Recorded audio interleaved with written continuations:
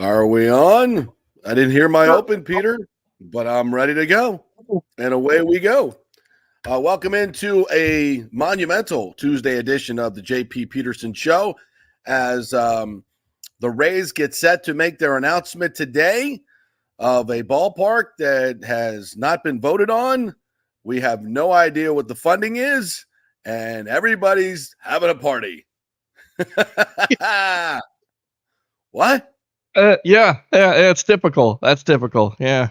Well, this announcement's going to happen at 10:30. I guess then we'll know what the financial parameters are. But as of now, nobody knows what the financial parameters are. Nobody knows who's paying for it. Nobody knows how much they're paying for it. The taxpayers don't know what they're paying for. Nobody knows anything, but we're making an announcement, and it's a done deal. Tell me where I've heard this before. I've heard this several times, haven't we? Some years back. Ybor City. I was there for that one. I believe there was a split city plan that was announced. Woo! I believe there was another Rays announcement a few months ago. No money, no dollars. So I guess let's tune in at 10:30. According to the Times, it's all done. Oh, wait, it's not done. The city hasn't voted on it. The county hasn't voted on it. We have no idea what the numbers are, but evidently, according to the paper, it's all done. So, yes, yeah, it's all done. So, and it's good to be back again here. I mean, all that stuff, and I missed it yesterday. I feel like I missed everything at the end of the day. So it's yeah. We apologize for the we had some technical difficulties, could not get the patio remote done last night, but we will be doing it Thursday night. So yes, Thursday night football. So we will be there for that. And then next Monday. But we're going to start. We're going to get to the Rays at 10:30 when the announcement comes, and we'll watch it along with you, and we'll comment and try to make sense out of it. But first, we're going to get to something that we know for certain is that the Bucs are 2-0. That's undefeated. And Scott Reynolds from the Pewter Report joins us right now, as he does on each and every Tuesday. Kind enough with the monumental news that a deal isn't done, and it will be announced at 10:30. I guess if it has any Bucs ramifications, Scott, and if it does become true, it means that when the Bucs come for their new stadium, which I'm hearing is supposed to be soon, I don't know why, because their stadium is wonderful. Yeah, it's a little toasty in September. Yeah, could probably use a little roofing and shade, but other than that, that's a Rays deal. Any reaction to the Rays maybe building a stadium in a failed location like St. Petersburg? No, I don't give a crap about baseball. Sorry, but just being honest. You knew that, JP. You just set me up. Come on. I know. You're a Tampa Bay media icon, so I thought I'd give you a shot to throw it on out there. But, sure. Let's just talk some Buccaneers anyway. We're 2-0. It's been an interesting ride so far. I don't think, I think Bucs fans cannot be more pleased, but we're going to talk about the reality of the situation, which is 2-0 is fantastic. Right. But there's still lots of work to do. Oh, yeah. And a lot of positive signs. And we've kind of said from the very beginning that one of the biggest themes, if not the most important theme this year, is young players getting better. Yeah. Identifying if we have good young players. Sure. And I would say from the first 2 weeks, that is a resounding yes. Yeah. Let's dive in on that, on some of the new players and their contributions. And I'll throw the the second year guys in as well. Sure. I think that they're kind of new. They're the foundation for the next run anyway, right? There's no doubt. This draft class from Jason Light and Todd Bowles these past 2 years, right? Yes. It's Logan Hall, Zion McCollum, Luke Gedeke, it's Cody Mauch, it's Jake Camarda. Don't forget about Mr. Boomer. Jake Camarda, hell yeah. He made a huge play in that game. Not just with his kicking leg, both legs, and racing down and getting that loose ball on the blocked field goal. That was huge. It's one of those hidden plays in the game, because that is usually a scoop and score for the defense in that situation. The guy ran a 4.56 at the combine. Jake Camarda ran a 4.56 at the combine. That was faster than 9 wide receivers and 9 running backs, and that paid off, right? He literally outraced 3 Bears defenders, tipped the ball to himself. It was a very athletic play, but we saw that last year with that Panthers botch snap, and he runs to his left and kicks it with his left foot, and it was a hell of a punt. So yeah, great play. But yes, to your point, a lot of growth we've seen from Joe Tryon-Shoyinka from week 1 to week 2. I thought he was all gas, no brakes, to borrow a line from the Jets there, since they're not using it anymore with the Jets are grounded this year without Aaron Rodgers. So he's coming back. Just steal that from. Well, okay, don't worry, he's coming back. Oh, yeah, coming back for the playoffs that they're not going to be in, so it doesn't really matter. So, but yeah, I mean, Joe Tryon-Shoyinka had his best game as a Buccaneer. Christian Izien just seems like an Antoine Winfield clone, right? I mean, he is a ball magnet. Let's not forget that when the strip sack that didn't count from Devin White happened, Christian Izien was the guy that recovered the ball, right? So had that play stood, that would have given the Buccaneers 7 sacks on the day and 3 takeaways for Christian Izien, who's got interceptions in back-to-back weeks. So this shows me that coaching matters. Mm-hmm. You can have talent, and we know that JTS is a very raw, athletic player, but he is getting coached up. And I think when it's all said and done, we're going to look back and say one of the best offseason acquisitions is George Edwards, the pass rush coach, the outside linebackers coach. Remember, Todd Bowles inherited this coaching staff, and he also inherited the outside linebackers coach last year that Bruce Arians picked for Todd Bowles. And that was the only coaching move on the defense that happened in the offseason. He fired Byron Leftwich, Clyde Christensen, a lot of guys on offense. But he replaced Bob Sanders, the outside linebackers coach, which was kind of a friend of Bruce Arians, and switched him out for George Edwards, who, did wonders with Micah Parsons down there in Dallas. Yeah. So I think we're already seeing some dividends from some of these coaching moves and the coaching that's getting these young players ready. Zion McCollum looks like a confident, athletic corner in year 2. So far, so good. But it's not just the talent that Jason Light has infused into this team that is still growing, still progress to be made. This is not going to be an undefeated season for Tampa Bay. They're not going to the Super Bowl. But as I've said, I think this can be a winning football team, and that may mean 9-8. Might mean 10 wins, might mean 11, but I think probably 9 sounds right, and they're off to a good start. Yeah, they are off to a good start, Scott. Talk about Shaq Barrett's play, because he's off to a good start. Of course, getting the ceiling touchdown there, and then dedicating it to his departed baby girl. Yeah, a huge play, and it was big for Shaq. And he even said in the press conference, it's like, you think you're back, right? But football is the ultimate production sport. I mean, there are paper champions, right? There's paper tigers out there that looks good on paper, should win, have the edge here. This guy's bigger than that guy. This guy's faster than that guy, right? But at the end, you got to play the game. And so for Shaq Barrett to feel good and feel like he's back at age 30, almost 31, from that torn Achilles is one thing. But for him to go out there and make some of those Shaq Barrett plays. And I'll tell you, the Buccaneers, they were very concerned about Shaq this offseason, right? Because not only is he coming back from an Achilles at his age, but then he loses his daughter, Araya, to a family tragedy on April 30th, right? So there's a reason why they drafted Yaya Diaby. They re-signed Anthony Nelson. They bolstered that outside linebacker position just in case Shaq Barrett wasn't Shaq anymore. And they're paying him a ton of money. Remember, he signed a deal, $18 million a year. And this team waited till the 11th hour to restructure that deal because they needed the cap room. It was either going to come from one of 3 guys. The Mike Evans contract extension, which didn't happen, extending Devin White, which they said they weren't going to do, and they wanted to play in the 5th-year option. And then the only other option to free up much-needed cap space was to bite the bullet and but to restructure some cap room for Shaq Barrett. Yeah. And what that did is that locks them into Shaq Barrett next year, right?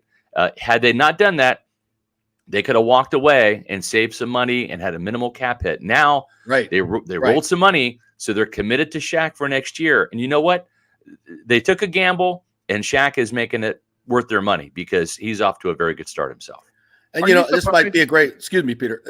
This might be a great way to transition into the Mike Evans thing, because I think the Glazers are getting unfairly vilified oh, the Glazers don't want to pay Mike Evans. That's not what this is. Right. It's not time to pay Mike Evans because we don't know what the future holds. We don't know what we're going to have to pay a quarterback next year. We don't know if we're going to pay Devin White next year. Yeah. We don't know if we're going to pay AW next year. There's a lot of different things that are going to be revealed by this season.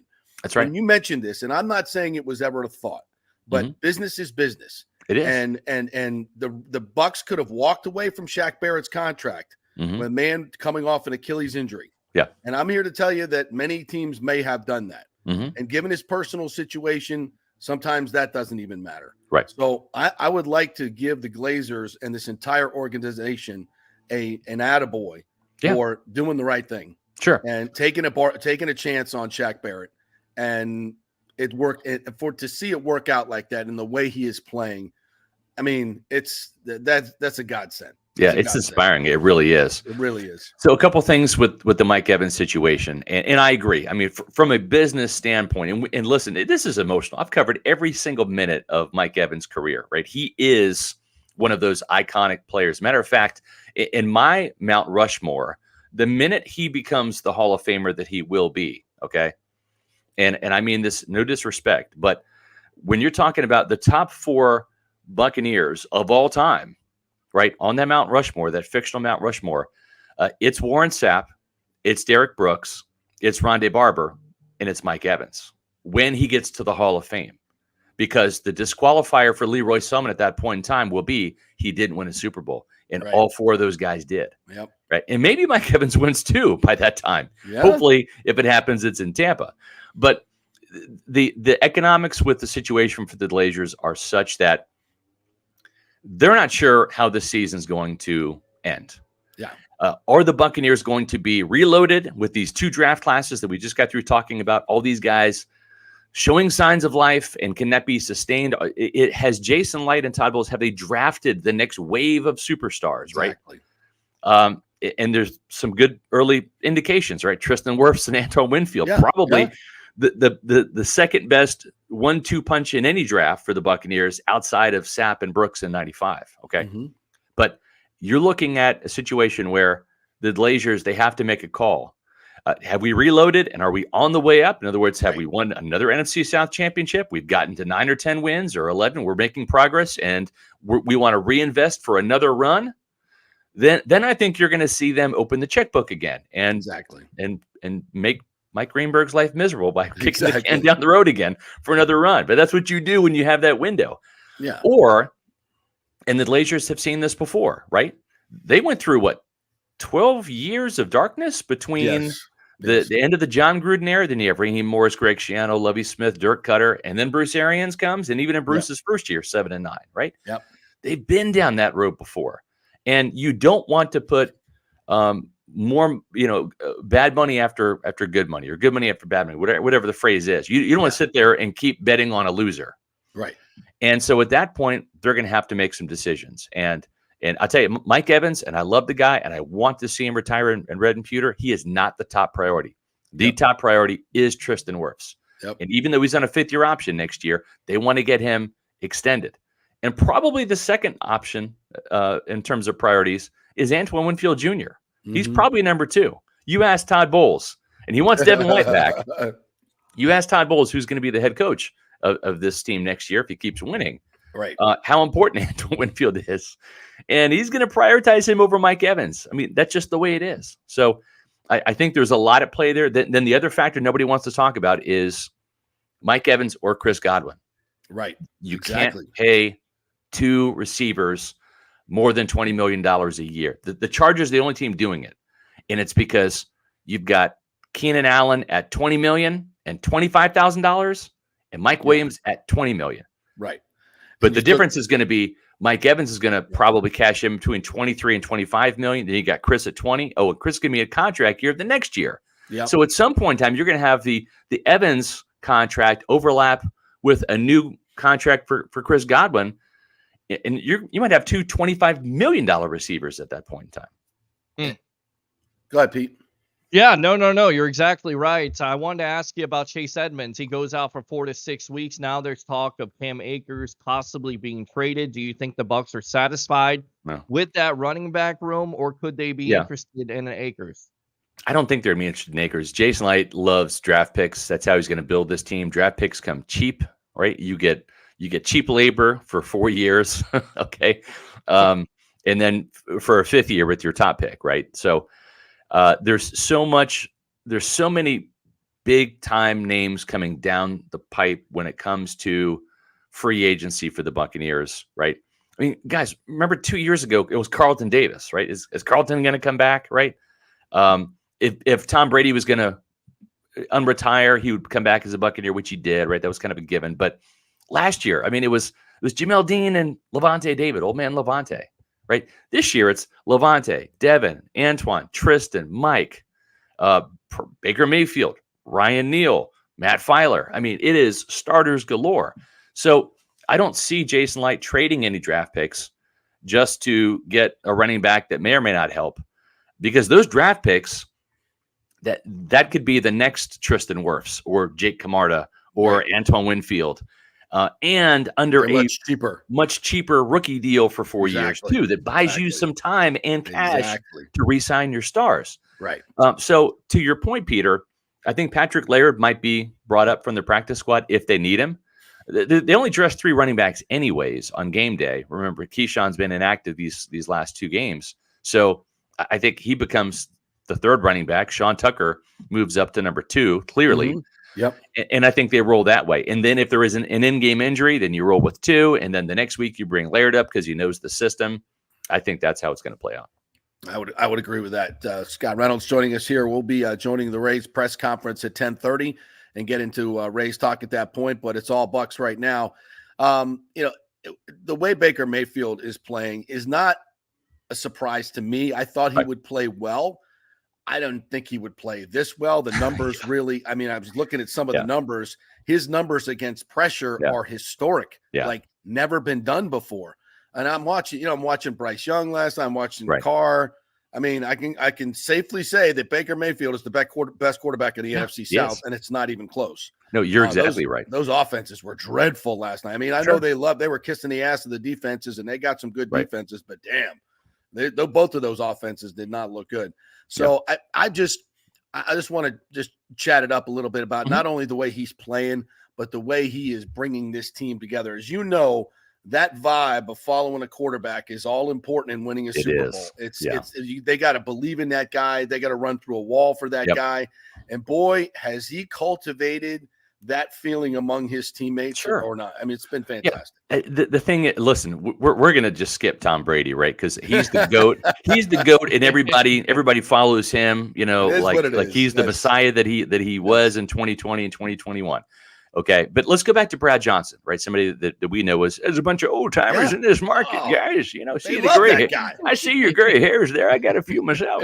So Brad Johnson, what was his nickname? The Bull. Why was he nicknamed the Bull?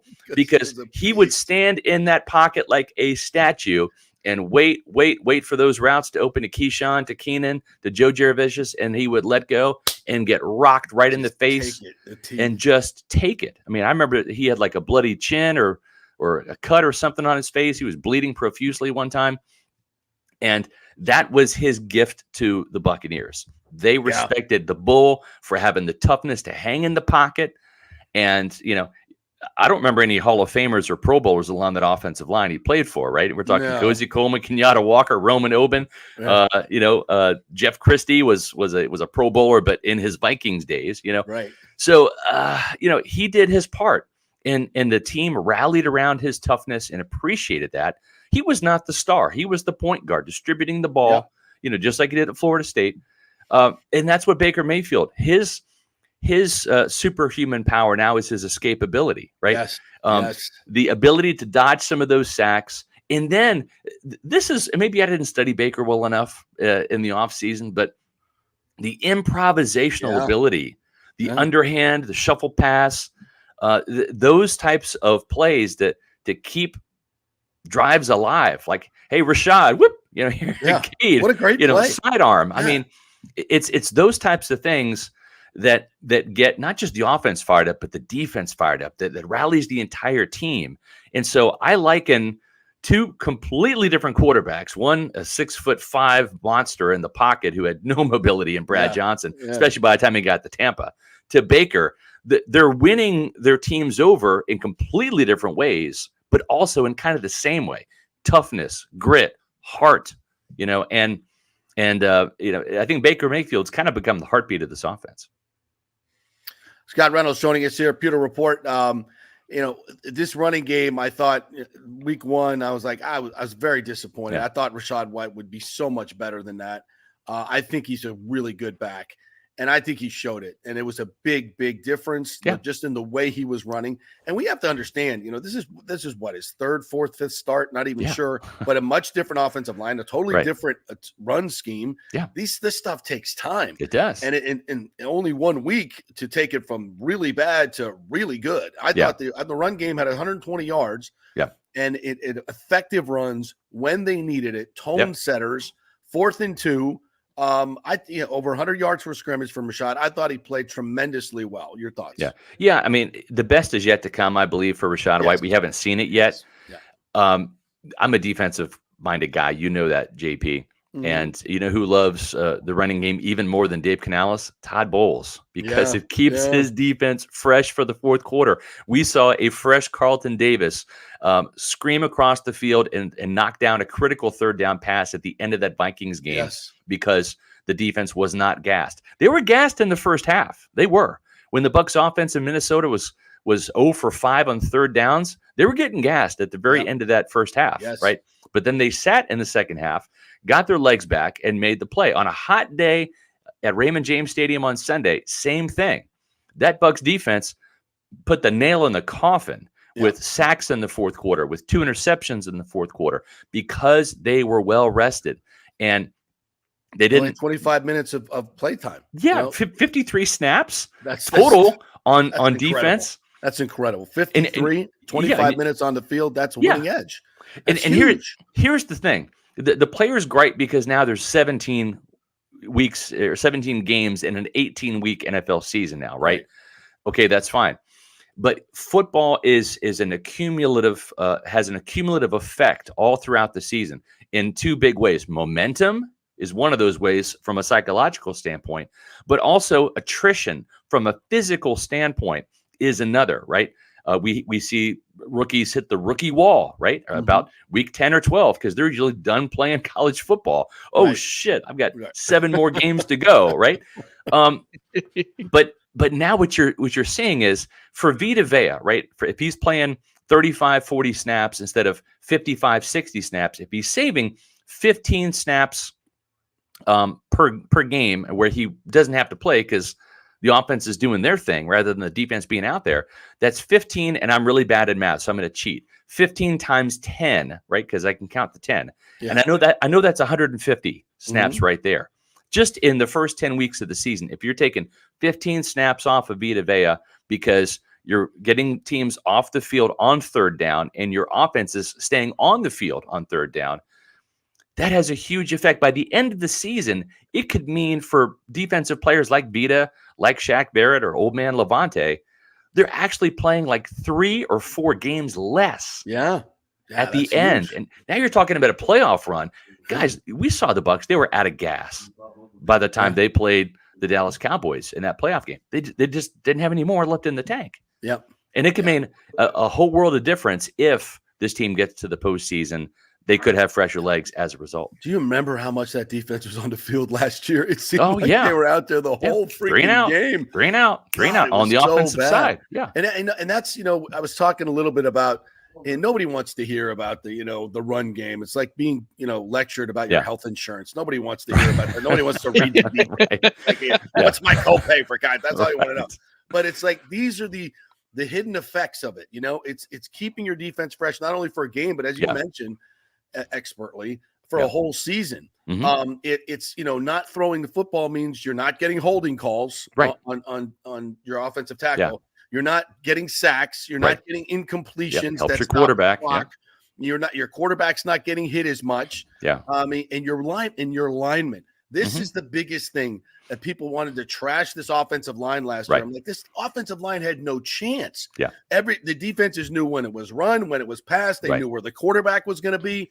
Now these defenses are like, okay, what's going to happen? Are they booting? Which way are they going? Right. I got motion. I got all kinds of things. So now offensive linemen are moving forward. Yes. More than half the time instead of backing up. It's like they must be the happiest segment in the whole damn building. You're right. I mean, it's unbelievable how it helps the line. It's kind of crazy how we call it offense on one side of the ball and defense on the other, because in reality, whenever you're dropping back to pass, your offensive linemen are actually in a defensive position, right? And your defensive line is actually on the offensive, right? Yeah. They're trying to penetrate the line of scrimmage and attack. Well, when you run the ball, it's the exact opposite. The offensive line is going on the offensive, and the defensive line is on the defensive, right? Yeah, yeah. And so the more you can stay offensive on the offensive line, the better. Yes. And it does have, there's so many other effects. I know that the stat nerds and the analytics people, they put the premium on the passing game, and I get that. I'll just say this, and who knows if Mike McCarthy is going to survive this season or not. I know they're 2-0. The Cowboys look like a juggernaut. What did he do, and what did he get criticized for at the end of the season by the analytics community, right? He fired his offensive coordinator, and he said, points are overrated, right? Going out there and getting 35 points a game that's not the objective. The objective is to win the game. Yeah. And we want to run the ball more. And everyone's like, oh my God, Mike McCarthy's a dinosaur. He doesn't get it. Okay. Well, look at the Cowboys now, right? When you got a defense like that, and you got a defense like the Bucs, you run the football. You do. You keep that defense lit and fresh and fired up and ready to go in the fourth quarter, and then unleash them. And we've seen that happen with the Cowboys in the last 2 weeks. They have dominated their opponents. And we've seen the effects of that with the Tampa Bay defense, that in the last 2 games have closed the door in the fourth quarter, and the Buccaneers have won the second half on the scoreboard. All right, Scotty, tell us where everybody can get the great Pewter Report content, all the podcasts, and Pewter Report TV. Yeah. We're nearing 12,000 subscribers on our Pewter Report TV YouTube channel. Literally like 17 away. So if you're watching this, go to Pewter Report TV on our YouTube channel, hit the subscribe button. They use the word subscribe, but it's actually free. You're just hitting a button. That's all you have to do. We have podcasts Mondays, Wednesdays, and Thursdays during the regular season. And then we also have our Pewter Report post-game podcast after the game, and Pewter Game Day, which is a live in-game analysis, and then the pregame show before that. It's all on Pewter Report TV, our YouTube channel. And you can check out pewterreport.com, the mothership, for all of our great written content. And follow us on X, Facebook, and Instagram at Pewter Report. All right. I'm not letting you get away without this. 61-yarder. Oh, that kick. Yeah. Yeah. I don't like long field goals unless they're from Chase McLaughlin. Yeah, no, there was. Buddy. Listen, I'm going there. I'm going there on Saturday. Like, I'd much rather, if Kansas State's going to lose on the road to Missouri. Don't lose in person to me. Here's a fun fact, real quick. I've adopted UCF, as you know, we've talked about this, as my Florida team, right? Because I love watching live college football. I usually go to the Bounce House once a year. I watch them beat the Gators, which I'm sure you liked, in the Gasparilla Bowl. I'm actually 5-0 in person when I'm watching UCF. Wow. Okay. But I'm also undefeated watching Kansas State at Bill Snyder Family Stadium since I have graduated in 95. So I'm actually 5-0. Can I make you an FSU fan then? And 5-0. Why are you following UCF? Come to the team that can win a national championship. Because you're 4 hours away. I don't want to drive that far. Come on. What about USF? What about USF? USF. How about them? Not yet. Not yet. No. That will definitely break his streak.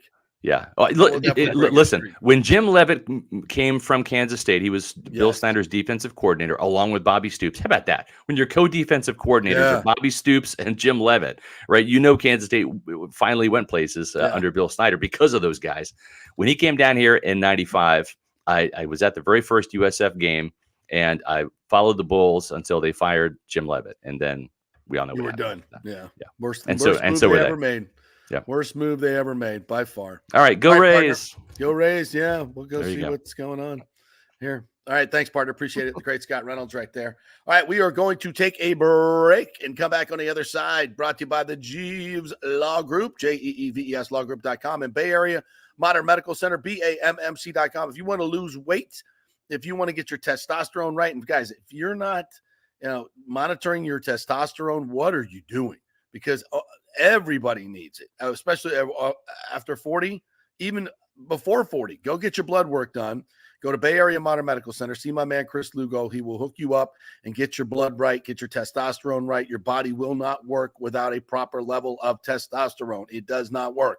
So, and you think it's unnatural to have low testosterone? Yes, it is. But that's what this environment that we live in gives us, folks. And you can't escape it if you're an American because of our food supply and our environment. Your testosterone is going to be low. So go find out what it is and get it right. BAMMC.com. It is a game changer. All right, we'll be back. We're going to try to get this Rays press conference live, or at least we will be commenting on the details, if they give us any, to find out if this really is the final deal. Back in 3. Stay with us.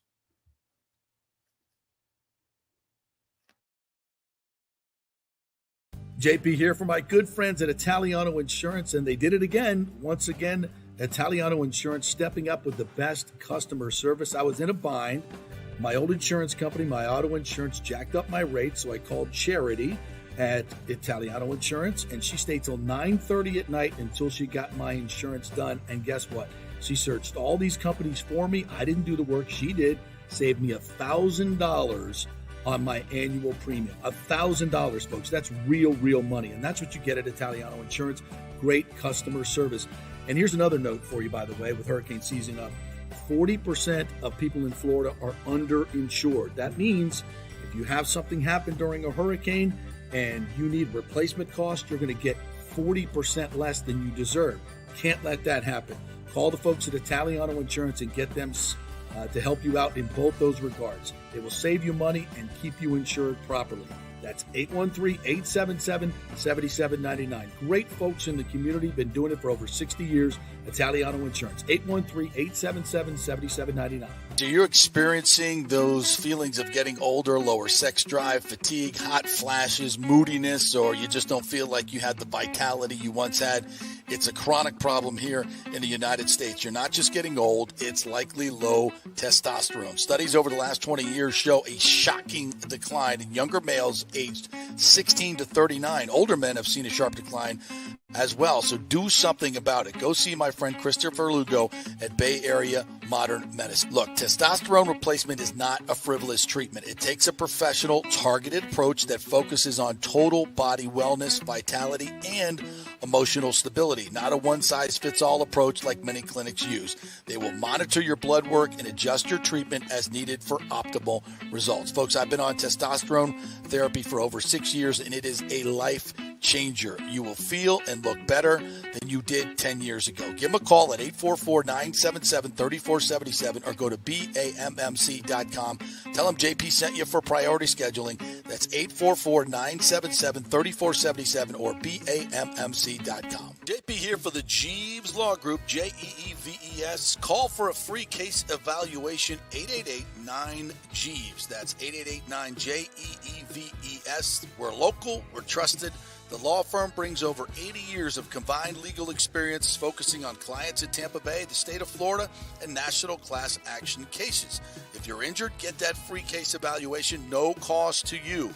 The Jeeves Law Group's focus is on auto, truck, and motorcycle accidents, as well as class action and consumer protection law. Scott Jeeves is a board-certified civil trial lawyer and a certified circuit court mediator practicing in the Tampa Bay area for over 30 years. You hear him on the show all the time. Great guy, big Gator fan, and great for the community. The Jeeves Law Group is a highly skilled team with years of experience that will apply their skills, expertise, and knowledge to assist individuals who have been in an accident with compensation for damages, lost wages, medical expenses, pain and suffering, and property damage. Get that free case evaluation, 888-9-JEEVES. That's 888-9-JEEVES. Coming back at you. Now, more with JP on FanStream Sports. It's only just begun.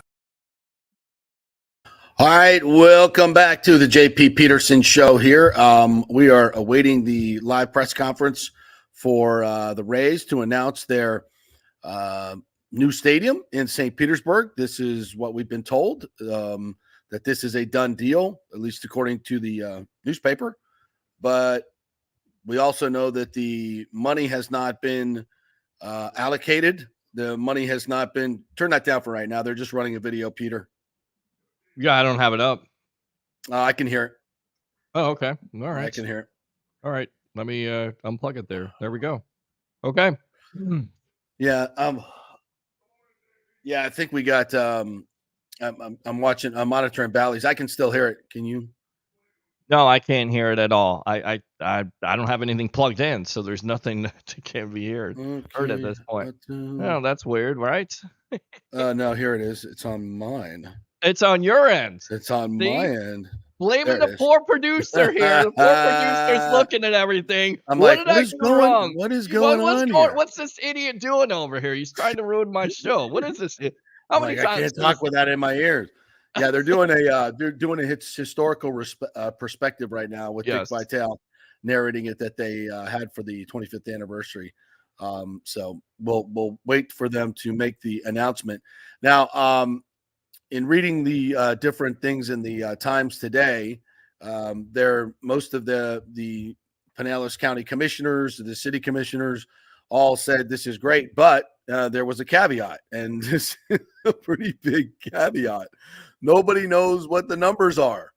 There is no deal that has been voted on. There is shocking, by the way, shocking that there's no numbers, there's no details, because this has been consistent with the Rays ownership. I mean, let's just put it out there. It's always been like that. It's been like, well, what's your plan? Well, we don't really know yet. We're just going to throw something out there, have a big press conference, invite all these people, get everybody excited, and then boom, no stadium deal again. Like, I'm hoping that's not what we're going to go through here, JP, but it's like, well, damn, man, listen, come on, have some detail. Write it down. Write it down. Exactly. Write it down. As one famous man told me for my job, security, write it down, because if you don't write it down, I'm going to choke you out. Well, he didn't say that, but he looked at me like he was going to choke me out. All right, here we go. Yes. Here we go. Stu is coming to the podium. Okay, here we go. Let's go ahead and go out to this press conference live from Bally's. Stand by. Let's see if it works. It's 5 going. There we go. It's crazy. So I'm here today to announce a brand new ballpark on the waterfront with a sale. Jokes. We got jokes.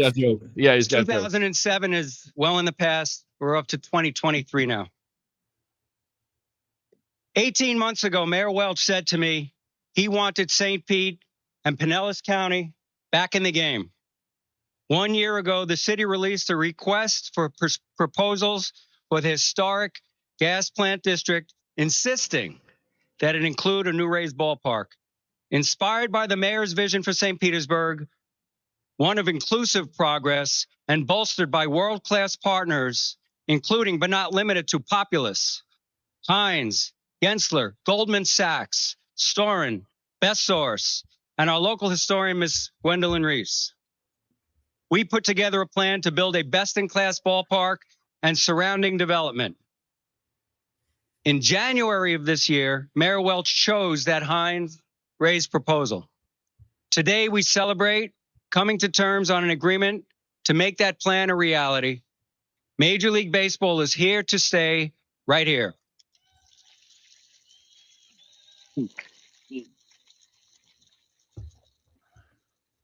Well, technically, it's in the parking lots across the way, but just beyond the scoreboard and Booker Creek. But it's here. Jokes again. It has not been an easy road. While our commitment to remain in Tampa Bay has been steadfast, the journey has been a bumpy one.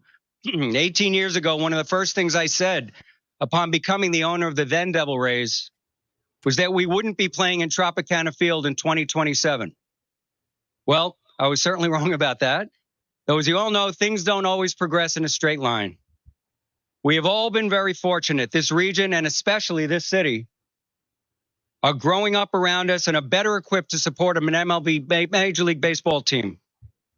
Over time, we will celebrate the uniqueness of our pavilion design, the possibilities for concerts, festivals, graduations, and so many other events.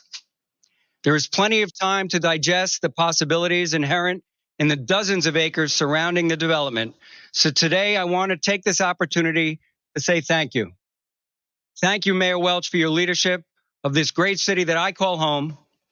Thank you for representing our constituents so vigorously, and thank you for pushing this project to be all that St. Petersburg deserves.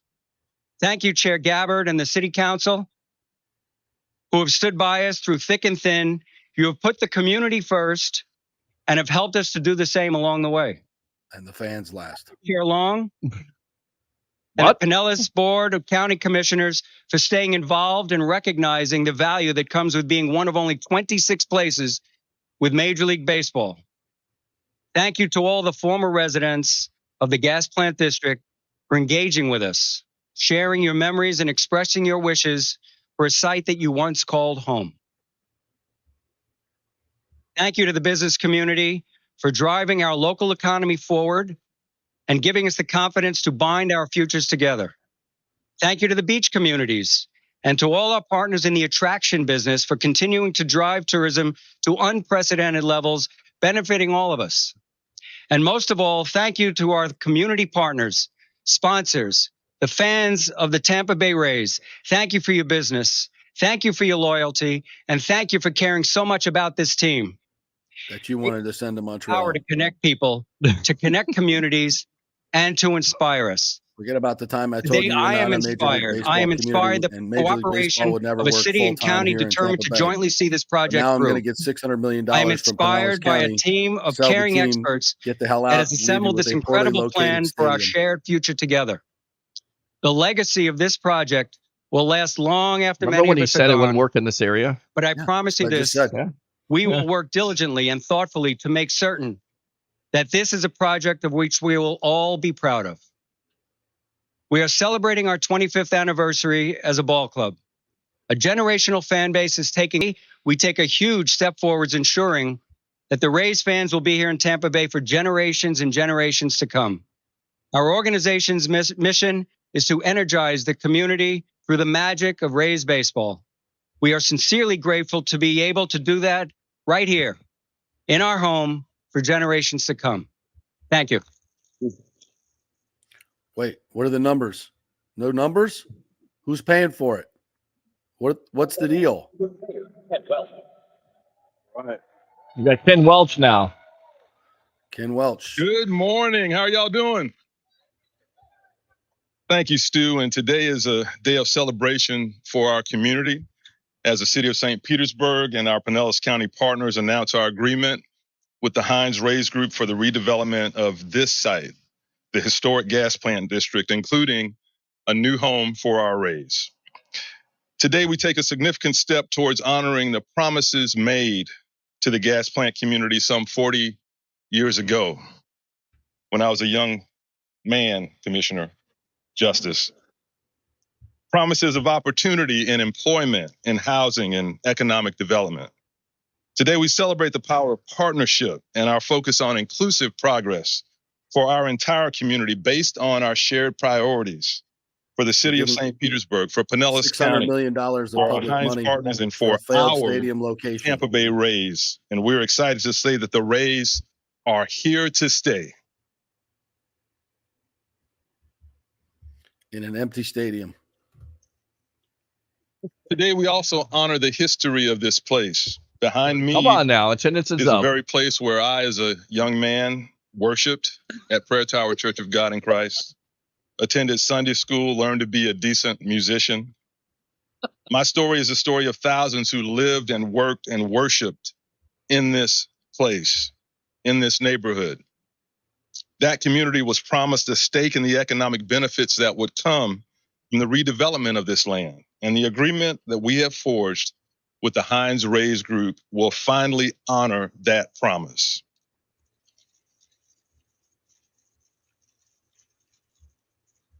The jobs, housing, office space, along with the opportunities for partnering with businesses that drive our economy, as well as the new businesses that will be attracted to this world-class development, will fuel our economy, create inclusive business opportunities, and be a catalyst for progress in St. Petersburg and Pinellas County for decades to come.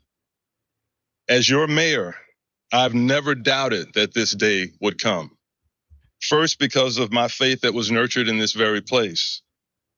But secondly, because I believe in our community and in the quality and vision of our leadership and our partners. We are so much stronger when we can work together. So I want to say thank you to our city team led by City Administrator Rob Gertis, Assistant City Administrator Tom Green, City Development Administrator James Corbett, and Economic Development Director Brian Capers, as well as our legal team that kept us in line, City Attorney Jackie Kovalarich and Assistant City Attorney McCall Dyer, and the entire team. I can't name them all because I only have 5 minutes. But all the city team, please just raise your hand. Can we get some details at this point? How about some money details? How much public money are you giving away to these people? Thank you to our county partners. The city of St. Pete cannot do this alone. So I want to thank our county partners who've been with us since day one, including City Administrator Barry Burton and your team, Commission Chair Janet Long, and all of our county commissioners who are with us today, and our TDC members, for working with us in a spirit of collaboration. Our city council is a key partner as well, and they will have final approval of the development agreements that come forward. I want to say thank you to City Council Chair Brandy Gabbard, Vice Chair Deborah Figg Sanders. If you would just raise your hands, council members. Councilmember Copley Gertis from the famed West Side. Councilmember Lisette Hanowitz. Councilmember John Muhammad. Councilmember Ed Montanari, and Councilmember Gina Driscoll. Thank you all for your collaboration and input as we shape this agreement.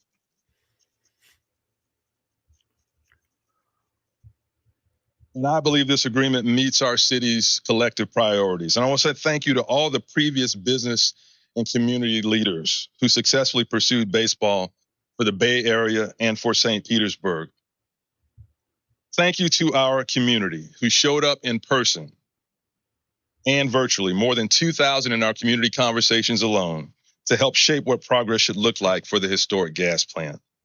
And finally, to our Heinz Tampa Bay Rays partners, including Rays owner Stu Sternberg, Presidents Matt Silverman and Brian Auld, and Chairman and CEO Jeff Hines, and your team. Thank you for your partnership, for working with our team to build a shared vision for the historic gas plant, for embracing the history of this place, for building a plan that benefits our entire community and honors the promises to the Black community that for decades have been a dream deferred. I think they'd like the $600 For the descendants of the historic gas plant and for everyone in St. Pete, that dream is no longer deferred, but it will soon become a reality as we embark upon the work of implementing our 21st century vision for equitable economic development on this sacred land. This is what the community was promised. This is what business and civic leaders over decades have hoped for. And this is what we will accomplish. This is what progress looks like. And our Rays are here to stay. God bless you. All right. So we go off of Ken Welch. Well, I still haven't heard any money details. Have you? I've not heard anything. I haven't heard at the county This is commission. not Ken Welch. I'm trying to think who this is there. What was it? The lady. On behalf of the Pinellas County Board of County Commissioners, I am so excited that the Rays are here to stay. Finally. Oh, you voted for it? Have you seen the numbers? You want to fill us in? This is truly a historic moment for our county. Oh. It was an impressive team effort, and we are thrilled to be partners with the city of St. Pete. They've already voted on it? It could not be a better or more collaborative partnership.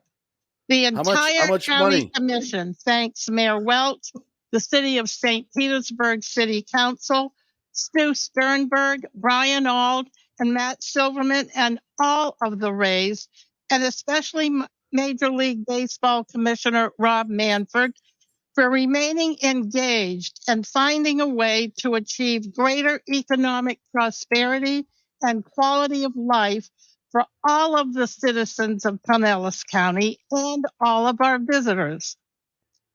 Again, I especially want to thank my colleagues on the County Commission, Vice Chair Kathleen Peters, Renee Flowers, Brian Scott, Commissioner Latvallen, Commissioner Eggers, and Justice. Thank you all so much. And to our county administrator and our Tourist Development Council for all of their efforts to get us to this point that we are here today. It was a collaborative process. How much money did you vote for? Pinellas County is now a true sports taken a vote? destination. In addition to the Rays and Major League Baseball, we are so proud of hosting the Valspar Championship, the Firestone Grand Prix, and spring training, which generate millions of dollars for local businesses through visitor spending. How much is this going to turn out like the Marlins Stadium? We have our that ended up costing the county $2.6 billion? We know visitors want for a stadium that's in a horrible location that nobody goes to. And is that what we're doing? We're doing this again. Both. And we will make yell louder, and it'll make it even better when nobody shows up to a failed world-class paid for from the bed tax, the hotel bed tax. The hotel bed tax. Investing in projects like this new stadium has an impact throughout the entire county by creating jobs, new county sales tax, and additional hotel bed taxes. This is an unprecedented opportunity. A convention center would have done that tenfold. Economic success. The convention center would have done that tenfold, and you wouldn't have to give $600 million to a billionaire for all of our who's residents. treated your city like trash. You may not know that this new stadium will create at least 4,500 construction jobs. That's awesome. And more than 15,000 annual jobs throughout Pinellas County. The convention center would do a lot more than that. This project is a home run and means so much more to us than sports. We're excited that the Rays are finally here to stay. They are committed. You voted on it? And we are committed as well. This is the largest economic development project in this county's history. It goes without saying how proud we are to be a part of creating a new venue for Pinellas County families to enjoy for generations to come. And by the way, and certainly not as an afterthought, you must be just laughing. I want you to know that the Rays are the best corporate citizens in our county. As corporate citizens, they tried to leave your county high and dry. What they do for our community and our kids is amazing. And we thank you from the bottom of our heart. And I'm going to get season tickets for the rest of my life. Thank you all for coming out today and supporting this partnership. Our hometown team. How much? Playoff bound. How much? Again, 5 straight years in a row. Doesn't matter. Give them $1 billion. We get 2.6 for the Marlins Stadium. They deserve our support. Yes, they deserve your support. They try to go to Montreal, and support us as we make our way to the World Series. Yes, you said you want a major league city. Yes, support them. Yes. Stu must be just like counting his money and laughing. By the way, are you going to get subpoenaed in the lawsuit as well, Commissioner? Well, good morning, St. Petersburg. The mayor going to get subpoenaed? Good morning, baseball fans. Is there going to be depositions for all of them? Well, I just want to first say thank you to the Rays and Mayor Welch for the opportunity to speak to you on behalf of St. Petersburg City Council. For over 100 years, this city council has been instrumental, not only in bringing baseball to St. Petersburg, but in making sure that it remains a critical part of our culture and the fabric of our city. While not always easy, and certainly not always popular, St. Petersburg City Council has taken hard votes over the years, all of which have brought us here today. Most recently, our council took a stand in 2021 when we chose to press the pause button to ensure that every possible avenue was being explored as a means to keep the Rays right here in St. Petersburg. I'm proud to say, as a member of council during that time when that decision was made, I know we are here today because of it. I want to thank Commissioner Dave Eggers and Councilmember Ed Montanari and the current and former council members who served during that time. All right. There you go. We're yeah. really not going to get any details on this whatsoever. Yeah, I know I probably look like a complete a-hole while everybody is throwing confetti on this deal. I just can't do it. I just can't do it. I saw what the Marlins did. I saw what those politicians did. And Jeffrey Luria got rich beyond his dreams, bought the Marlins for 1.58, got this stadium passed through that cost the city of Miami $2.6 billion. Billion with a B. $2.6 billion, actually more, because this was written in 2017 before the interest rates on those bonds went up. So it's probably going to be closer to $3 billion when they get done paying it off in 2049. Okay, that's where the devil is in the details. How much money is going to Stu Sternberg? How much money is he going to have to pay in terms of rent?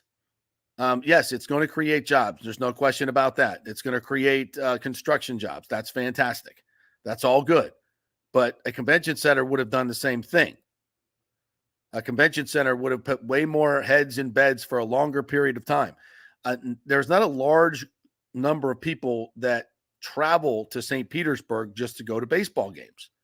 It's a low number, as opposed to the people that travel to Tampa to go to the convention center for conventions. That's where you get your money back, not in a baseball stadium. This is an ego play for the mayor. It's an ego play for the council persons. It's an ego play for all the politicians that can sit there and say, we didn't let the Rays get away. But what did you really do? What did you really do for your city? You gave away 600, 700, 800 million. I don't know what the number is because you haven't told us. You haven't done any of this negotiation in the sunshine. None of it. In fact, you've gone out of your way, Mayor Welch. And I'm not condemning Mayor Welch. I understand why he's doing it. But I think his motives, and motives is maybe not the right word, but I think he doesn't want to be the mayor that let the Rays get away. But at what cost? At what cost to your city? $700 million? Is that what it's going to be for a failed location for a stadium? Look at folks, the Rays aren't always going to be winners. That's not how this works. And it's never going to get easier to get to St. Petersburg. Never. And there's never going to be a population explosion in St. Petersburg. There's no room. Fish don't go to games. Sorry. And you know what? Retirees don't go to games either. The people of St. Petersburg do not attend the games. Yet you're going to use $600 million. And they'll say, oh, it's a bed tax. It's travel tax. That money should be going to the people of St. Petersburg to build more affordable housing or to build a convention center and other infrastructure that continues to have people come to the area for a much longer time. Again, people don't travel to St. Petersburg in large numbers to go to baseball games. They come to go to the beaches or downtown St. Petersburg, and they'll keep coming. And a convention center would have brought a lot more of them. A baseball stadium, in terms of return on investment from a politician standpoint, is the worst thing you could possibly build. And it only enriches Stu Sternberg, who is, and I'm sorry, council person, but Stu Sternberg has not been a good corporate partner. You haven't made a dime off of him. You make zero money. You charge him no rent. He makes money off of you by using that stadium and all of your infrastructure. He's made $1 billion off of you. And now you're going to give him $600 million more. This is not a good deal for St. Petersburg, and it's not a good deal for Tampa Bay Rays fans. This is a horrible day for Rays fans because the vast majority of Rays fans are in Hillsborough County and parts east. And the future fans are in Hillsborough County and parts east. You put it in the middle of the market, not on the edge of the market. Have the Marlins not taught you anything? They spent $2.6 billion on a stadium that nobody goes to because of the location. You know why? Because the people of Miami didn't want to lose the Marlins. Because the politicians of Miami didn't want to lose the Marlins. How's that working out? It's not working out good at all because they haven't been competitive ever since they got their new stadium. The whole talk is when they're competitive, yes, they're not. They don't fill the ballpark because it's a terrible location. That's a great ballpark. Listen, we took a poll here on the JP Peterson Show Twitter feed or X, whatever you want to call it. Are you excited about the Go Rays Stadium announcement? Yes, 44% right now. No, it should be in Tampa, leading the way at 49%. And I have to see it 6.9%, already 102 votes for that poll. And I feel some certain way because, look, I'm a little bit biased, right? I'm an admin of I Love St. Pete. I love the St. Pete area. I feel like if Stu wants a stadium, he should build it himself and pay for it himself, but that's just not how it works economically these days. I'm shocked because we had these conversations in the past on my show about how Stu hasn't come halfway. Were you surprised? Because reports suggest, and again, these are reports that we don't know, we're not privy to, right? But reports suggest that he's going to pay half of that. Are you surprised if that transpires? No. And is that Major League Baseball? If you've listened to my show, I was told by Matt Silverman years ago that they would be willing to pay for half the stadium if the deal was right. And this is what we've come to. First and foremost, Stu, I got to see the numbers because I know because I've read the lawsuit and I know because I've covered Stu forever that he is not an ethical businessman, in my opinion. He's not. No. He's everything but. Go talk to his partners. I've talked to these people. Go read the lawsuit. And somebody needs to ask the question of Mayor Welch. How you're going to do business with a guy who told you that your city is not a major league market, tried to move it more than once, despite what he said, is planning on selling the team, and is just looking to do a money grab up front to get, I'm sure he'll get tons of that public money up front for himself. And if it's different, okay, show me the plan. I haven't seen it. Have you? Have anybody have any of these commissioners that are get up there with their raised banners and yell, have they seen the numbers? Because we haven't. Don't you think it would be nice to if you're going to announce this stadium that you show the public what the numbers are? I hope someone in the media is going to ask these questions. Is anybody going to ask these questions? And so my feeling is, until you tell me differently, this is nothing but a money grab by Stu Sternberg, and he's going to find a way to funnel most of that money, as he did the money from the Rays television contract that he got up front, into his own pockets. Alleged by the lawsuit and backed up by sworn testimony by all the partners. The lawsuit, by the way, which an appellate court judge just ruled will not go to arbitration, but go to a jury trial, which will be very public, which will allow discovery, which means Mayor Welch and all the councilmen, councilpersons will have their emails searched. That means Rob Manfred will have his emails searched, and other owners will have their emails searched. Depositions. Hey, Rob, you ready for do a depo here in St. Pete? No, they're not.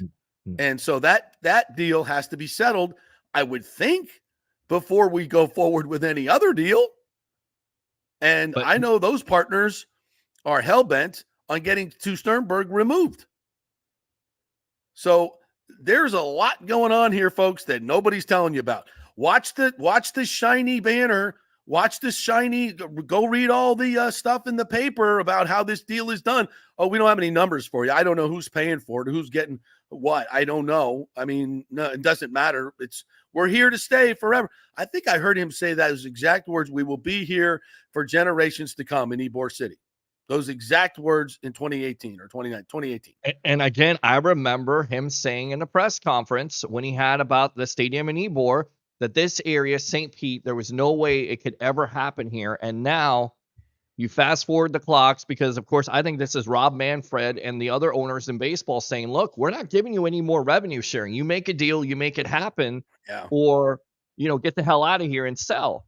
And that's what it comes down to. It really does. And I feel like, if he were willing, it's always been about Stu getting the most money for himself in this ownership. It has always been about that. That's why I always thought they were going to stay in St. Pete, because you look at the past, Major League Baseball did this, right? The Chicago White Sox were supposedly going to come to St. Pete, right? They needed a patsy city in order to get their new stadium. Guess what? They had St. Pete, Chicago got a new stadium. San Francisco, same way. So who's the patsy city? Well, it's Tampa Bay. It's Tampa Bay that's the patsy city. Yes. So guess what? Tampa scared them to the big bad, monster under the bed. They scared St. Pete into submission, and sure enough, Stu gets his cake and eats it too. All right. Well, let's bring in our longtime Tampa Bay media icon, the great TJ Reeves, Bucs sideline guy. Oh, you are laying it on thick before I ever utter a word. I'm now a longtime Tampa Bay media icon. I don't know what that is. Yes, he's a legend in this market. Are you serious? A legend in my own mind. I am rocking the old school orange here for the throwback game coming up in October, and we got all kinds of things to talk about. So I'm fascinated. I'm sitting back. I'm listening to you. I'm trying to monitor the news conference. And I mean, we'll obviously talk Buccaneers here in a little bit. First and foremost, I am a fan of this area, as you guys are. I am a fan of the Tampa Bay Rays. I want to stay. I want to see them stay here. Yes, I want to see them succeed. I'm anxious to watch them in the playoffs. I will probably buy playoff tickets and go to a game. I may have to hit my man Peter up and take him to a game. I need it. I am one of those media members that doesn't sit here and play sniper on a show, radio or TV, and then doesn't. So I financially support them. I buy tickets. I go and watch. I live in JP and Peter. You know where I live. I live in Northwest Hillsborough County in Lutz, right up by the Pasco line. It ain't easy to get to the Trop in traffic. And I'm there multiple times. I've been there a couple of times this year. I was there 4 or 5 times last year. Pre-pandemic, I would be there 5 or 6 times in the regular season. I would be there for postseason games. I was there for the Astros playoff games. I bought tickets and sat in the outfield. I want the team to succeed. I'll watch when I can watch. Sorry, I don't have Bally's on my Hulu like many others, or on my YouTube. That's the Stu Sternberg Tampa Bay Rays Bally's issue. But I watch when I can watch. The postseason games will be on TV. I want them to succeed. All of that being said, my eyes have glazed over on the whole stadium thing. Yeah. And maybe, JP, I predate you. And Peter, you remember hearing me on sports radio back in the early 90s before you got to the market, JP. Yes. Peter's referencing Chicago White Sox trying to come here, Seattle Mariners trying to come here. Vince Namoli had an agreement to buy the San Francisco Giants in 1992. And the move St. them Pete here. Giants. They were the St. Pete Giants. He at had the bought time, the team. He bought the team from the owner. He had an agreement, a signed agreement, and Major League Baseball blew the agreement up and said, no, you can't move the Giants from San Francisco to Tampa Bay. So I have lived this all the way back to like my early 20s, and I'm becoming an old man, JP. And now we keep doing this announcement for a new stadium. What are we up to? Is this like the 4th announcement for the new stadium? Like the 4th. I think it's the 4th. Because we go back to 2008, right when he first got the team, and the team suddenly became good. Remember, this thing was going to go right by Al Lang, the new property, right by the Bayfront Center, right on the water, right by the Vinoy. They were going to have the sail, remember, over the top of the stadium. Yes. He was trying to push that through. Yeah. And then all the lawns, remember the lawn signs? Not on my lawn. And he found out in a quick St. Pete minute, nobody wants to do this. Nobody likes this. And so that went bye-bye. Yeah. Big, grandiose press conference, big announcement. Yeah. So then it took 10 years to figure out where can we put a new stadium if we want one. And I know we'll move on to the Bucs in a second. They picked the location, Ybor City, their pick. In saying so, Peter, you're absolutely right from a couple of minutes ago. They crapped all over downtown St. Pete and said, we can't sustain there. We can't sustain there. It can't work there. But I just heard the commissioner say it's a great corporate partner. They've been a great corporate partner. They got no corporate sponsors. That's the problem. Sit here on FanStream JP and tell anything other than the truth, which is they said out of their list of like 8 places to move downtown or to stay, downtown St. Pete was number 27 on the 8 place list. They were not. It's not viable. Okay, listen, so this was 2018. You know what happened? This is 5 years ago. This is 5 years ago. They're saying it doesn't work. Right. They then walk away from their own deal. Won't put the money up. They pick Hillsborough the location in Hillsborough County and walk away from their own deal. It said generations to come. The same shit they said today. Okay. They said at that Ybor press conference. Now help me if I'm wrong. In 2021, Stu advances this idea of the split city, and they make the big announcement at the Dolly Museum. We're going to do the split city, and we're going to play part of the year, the first part of the year in St. Pete, and the back half of the year in Montreal. And everybody sat around and went, does anybody think this has any chance of working besides the guys up behind the microphone? Nobody believed that. And within 8 months, a year, that's over with. So by my count, I know on public school education, We're now up to the fourth stadium announcement, which is today. But this is the one. This is the one. According to the Tampa Bay Times, it's like a failed marriage in Hollywood. I mean, how many wives do you got to have at this point? How many times? How many partners they're going to look at? With the understanding, I want the team to be in the area. Yes, but forgive me if all of this just is hollow to me until we hear how much money are the Rays putting up. And when are the shovels in the ground? Right. And when is this actually happening? Because other than that, with what I just laid out with you guys, which you already knew most of that, thank you for letting me diatribe. All of this is still a leverage play to try to move the team somewhere else, because if and when they let this deal expire and they don't build, they're going to continue to say, we tried, Tampa, Ybor City, Split City idea, this idea.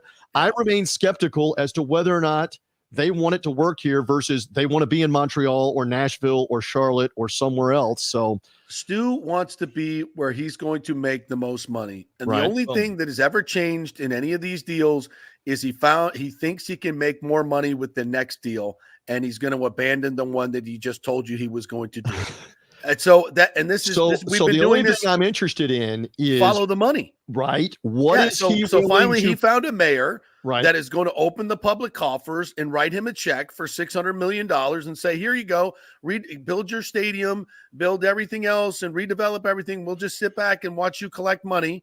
And and all these county commissioners that just got up there and talked about it, and city councilmen, have they voted on it? No, they haven't voted on it. They said in the paper today, I read the quotes in the paper, that we're a long way from getting this done. We haven't seen any of the numbers. And I got people in the comment section said, read the Times today. It says $600 million from the county and $700 million. Where's it on paper? Has anybody voted on it? The Times can say a lot of things. And guess what? Most of it's not true. You read it, so it's true. Have they voted on it? Has the mayor even talked about it? Have people be able to comment? Hey, mayor, maybe we can use that $600 million for more affordable housing, or maybe a convention center that'll bring more people here and more jobs and more money for the people, and we can have more of Gaslight, the district that we can revitalize, instead of giving a billionaire $600 million, a billionaire who's crapped on our city and kept us from redeveloping that project for the past 7 years, where we already could have built things and had things going and bringing money in. Is that guy? That's the guy you're giving the money to? Okay. And as the point of reference, in 2018, because I went back and read this, the initial commitment was up to $150 million, if not more, 150. Again, public school math. $600 million is 3 times that you're now going to put into the venture in St. Pete. Forgive me again. Let's just see if any of this comes to fruition. Do not be surprised, though, just like the previous ones, if it rings hollow and there's no follow through. I want the team to stay here. I don't know that Stu Sternberg doesn't end up selling this anyway, and this is not some bigger play to sell the team anyway. So stay tuned. Exactly. He's going to sell the team. Almost everyone knows that. And so my feeling is, the devil is in the details, folks. If he's going to take this money with Hines and redevelop the area, and is, supposedly put a stadium there, like, how much money you think is going to go? What's that stadium going to look like? Is it going to have any bells and whistles, or is he going to make it as cheap as he possibly can and then get the hell out and take his money and run? What do you think is more likely? Do you think he's going to be a great corporate citizen of St. Petersburg and be so benevolent and want to make it the best it can possibly be for everyone? I'll put in all my money. Please just take my money, because I've been so charitable along the way. I put everything back in. That's who I am. So this is going to be a great deal for all of you. You think that's going on, or do you think maybe he's taking the money and running? Let me think. Listen to his partners, and you brought this up. You're banging the drum. History here. You're banging the drum. Look at his partners and what his partners are alleging in court. Yes. And you brought this up yesterday, and I was not aware of this because I'm in many different worlds. But you brought this up yesterday. In the Times, or it wasn't even reported locally. Right. Nobody reported it except the Tampa Bay Business Journal. So this ruling, and I read it after you tipped me off about it, is important for the reasons you've laid out, which is they can't keep it quiet under arbitration. What the federal judge, the appellate judge, ruled is These guys' claims don't have anything to do with the essence of the agreement. They have to do with fraud, with withholding them money. And nowhere in this piece of paper, I'm holding up a fictitious piece of paper, nowhere in this piece of paper does it say that the arbitration rules apply to fraud and withholding money. So I am going to kick this now back to the state court to say these guys can go to court over this, because the arbitration only applies to this agreement. If you are arguing over this agreement, it's arbitration. They are alleging fraud. This is what the judge essentially said. I'm boiling it down. They are alleging fraud, and they have a right to use the civil court system to discover on fraud, like you were talking about, emails, witness testimony, if there is fraud going on. So he is ruled that it goes back to the state court. And now that whole thing goes into play because these guys are claiming they've had tens of millions, if not 100 million or more in profit sharing withheld. They are claiming fraud. So that's an important story, and it should be covered more. I know it's the lazy way out to not pay attention to this stuff and to not cover this stuff, but that's a huge step in this. And Major League Baseball is fretting about this because they don't want it to be a public thing for the reasons you just gave, that they've got people on email chains. They've got communication. Just throwing it out there. What if, to take the focus off of that horrible ruling that they got, wait a minute. They said, wait a minute. Are you saying that there might be a connection to an unfavorable ruling from a federal appeals court judge and a high publicity change the narrative positive announcement for the city of St. Pete a few days later? Have we seen that anywhere before? Is that happen in the media? I don't know. In politics? Does that happen? Were they planning on doing this all along on Tuesday, September 18th? Hastily pulled together. I do know that. I don't know. But the bottom line is the play on the field has been tremendous. Nobody's arguing about that. We want the team to do well. My mother-in-law may be the biggest Tampa Bay Rays fan ever. She is hanging on every pitch. I love her to death. There are thousands, if not tens of thousands, of Rays fans just like her that want the team to win. So let's get back to the baseball on the field. That's fine. Just forgive me. You've done a great job. We spent a lot of time on it here. Forgive me if we're not going to jump up and down right now on the stadium announcement, which by my count is the fourth announcement, JP. The fourth announcement, and we don't have a stadium yet. It's the fourth announcement, and on top of it, the way that Stu has approached this whole situation from the very get-go, saying, fans, if you don't come and support me, I can't sustain. Wait a minute. People are worried right now about gas prices. People right now are worried about rents. They don't have if they stay home and watch their team, that should be good enough. And it's just the way it's been approached by this ownership. You don't see this in professional sports. You don't see this. If you want to build something, you build it yourself. Let's move on to this in just a second, but one more note. You can't come back wanting goodwill with the fans when 2 years ago in the postseason, you had won 100 games and you're cranking up to play in the postseason in the divisional round, and you are pumping everywhere the split season idea and putting billboards up, and you had signage up in the stadium about split season plan. We were going nuts about that. You're sabotaging your own fan base and your own goodwill and blaming them by doing that. And now you come back around wanting those same people to blindly support whatever it is you're doing. All right, I'm over that. Can we talk about the 2-0 NFL team? Yes. You want to do that for a few minutes? The 2-0 Buccaneers. Yes. I loved what you said yesterday. Peter King is on the money for this week. They've got 2 wins. Do you think Baker, you weren't there because you were doing the I was doing the post-game radio, and Baker was throwing shade at Peter King, was he, in the press conference room? Right at the end, I saved the zinger, because I wanted to put it up on the tee for him.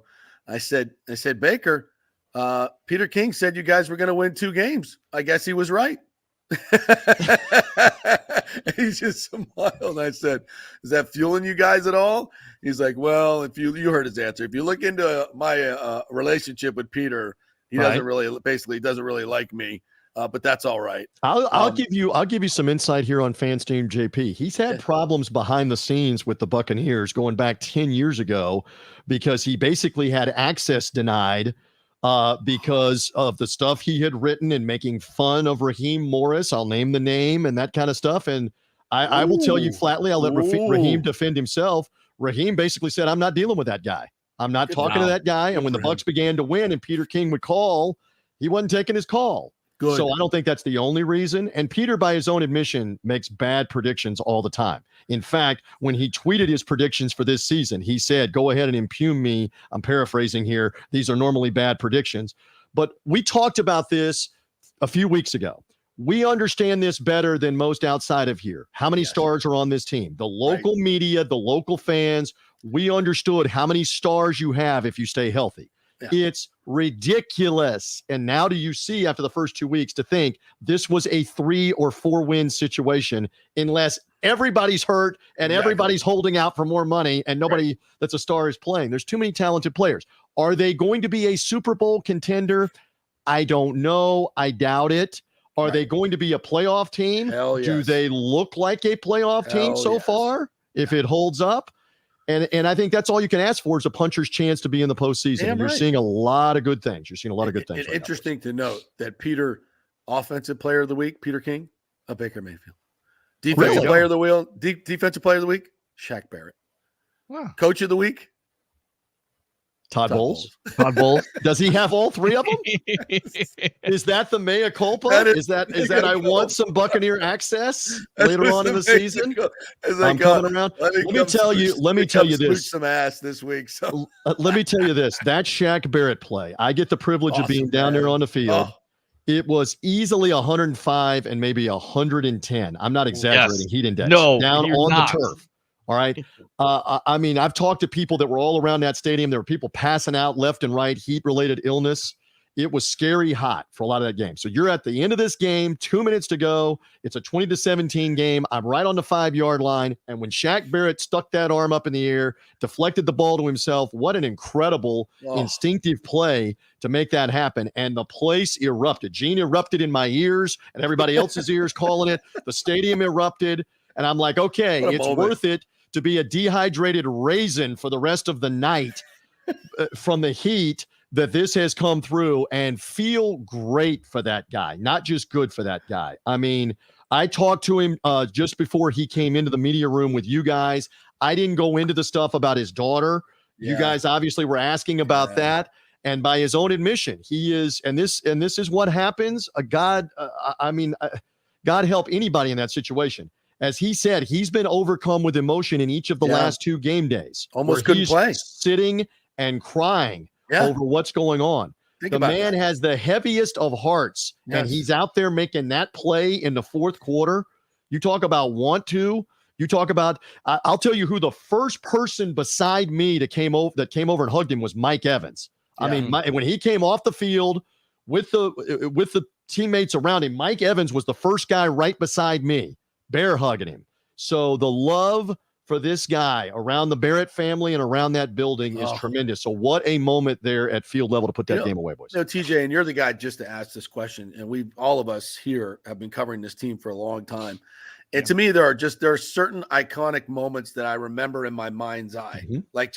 Like I can see the video unfold in front of me. I can see the pictures, the frozen pictures. And to me, that moment was him. It was a video. It was him. When I saw that, I saw the 7, the snatch of the ball, and I'm like, and everything just like the whole thing was like, oh my God. And then like a freaking Disney movie, his entire team pushes him into the end zone. I mean, how symbolic. The team coming together, the game-winning interception, the moment, the celebration, Mike Evans, and you could feel the emotion of the crowd, the emotion of the moment, because everybody knew what it meant. Everybody knew about his daughter. Everybody knew what was like the Achilles. Everybody knew it. And to me, like, that's a moment. I could think of a few other moments that are just in Raymond James Stadium and the big sombrero. Those that just play in my mind. But that's one of them, man. There are moments, as you are saying, that are bigger than sports. Yes. There are moments that transcend into real life, real sadness, sorrow, heartbreak, that kind of thing. I still remember. I'll switch sports, and you know this. The first ever game of the Vegas Golden Knights was shortly after that horrible massacre where the lunatic had shot up all of the people at the country concert. And they're out there playing that night. and they've got family members, grieving family members at the first game. They do a tribute with the names. The hair on the back of my neck is standing up. They do a tribute with the names, and the Knights come out and score like 3 times in the first 5 or 6 minutes of the game, and the Chicago Blackhawks should have gone and gotten on the bus. Because the moment transcended sports and their first game and their expansion berth. It's a movie. It's Steve Gleason, the thump of the block kick after Katrina. Steve Gleason after Hurricane Katrina. Absolutely. On the mound at Yankee Stadium. I was there. Steven Stamkos coming off the bench against the Dallas Stars. I mean, how emotional was that? Right. How much because momentum? We didn't know at the time his wife had been through a miscarriage, and we're all wondering, why is he not playing? Why did he leave the bubble? There are things bigger than sports, and you're 1000% correct. Sunday was bigger than sports in that moment, and it's one of those things we don't know. You're 2 games in. We don't know what this is going to look like, but it could galvanize this team even further to rally around Shaq Barrett, to come together as a team with what you're seeing. Baker said to me, I don't know what he said, if you guys specifically asked him, but he said, you love that guy, that guy's motor, what he's been through. We want to be there for that guy. So you can tell there's some definite togetherness that's there, and let's see what they can build on. And now you got a huge game, obviously, next Monday night early in the season that really sets the table. If you find a way to win this game with Philadelphia, the NFC champs, you are very, very relevant early in the year for whatever it's worth. You got to sustain it. Oh my God, yes. But the narrative changes big time if you win that game, because you're now 3-0 and you've beaten the best team in the NFC last year and regarded by many as a team that's going to repeat and go back to the Super Bowl if you find a way to beat that team. So this is exciting stuff. We love this. We love this right now. We love it. And I'll tell you right now, I want to read this comment, not this one, but this one right here. Richie P says that was up there with Quan Alexander's game when his brother died. Against the Atlanta Falcons. So let me share a story. Let me share a story on that, because we didn't know they were playing in Atlanta.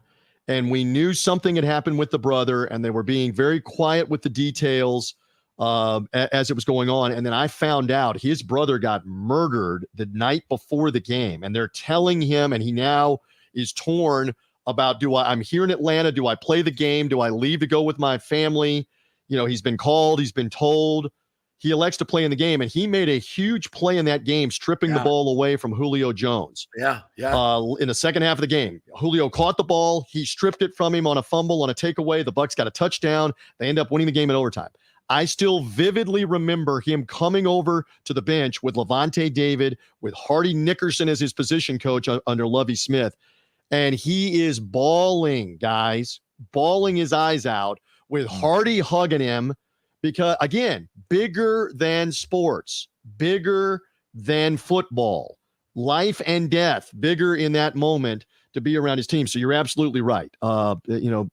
Being there for your teammates and galvanizing a team. So we've seen a lot of positives so far this season. My word I'm using, Peter and JP, is nasty. That defense has looked nasty the first 2 weeks, with sacks, with takeaways. I don't know if Jalen Hurts is going to be brilliant against this defense, but the Eagles better be ready to protect him, because the Buccaneer pass rush is coming so far in Hopefully the first 2 with games. Elijah Cansey this week. And let's see if you get him back. Let's see if the blitz continues. Let's see if you get him to throw the ball away. If Carlton Davis is back healthy, true. So this is going to be a lot of fun on Monday Night Football. This is what it's all about, to get a big-time game like this and set yourself up early in the season to be one of the teams being talked about at 3-0 if you can get there. So very, very impressed with how clean they have played on both sides of the ball. A lot of question marks coming into this season, and so far they've got good answers on what we've seen. Yeah, it's a great matchup because you got one of the best offensive lines out there in the Philadelphia Eagles. So you got that defensive line rotation, and Joe Tryon-Shoyinka has shown up. Logan Hall has shown up, of course. So Shaq Barrett has shown up. So we'll see how that all works out. Pushing through the middle as well is a big part of this. And Vita is abusing centers and guards over and over again in the middle. He's played at a very high level. You got a lot of guys, but Antoine Winfield has been off the charts good. Mike Evans, my Lord, what a game. and what a weapon. And even the run game is better. Rashad White was awesome. You are seeing Rashad White's patience in the hole. You're seeing play setting up things for the run play. Some looks look like a run, and then they're a play action, and then other things may be looking like a pass, and suddenly they're a run. We like that. We like how it's varied up. Again, it's only 2 games. I get that.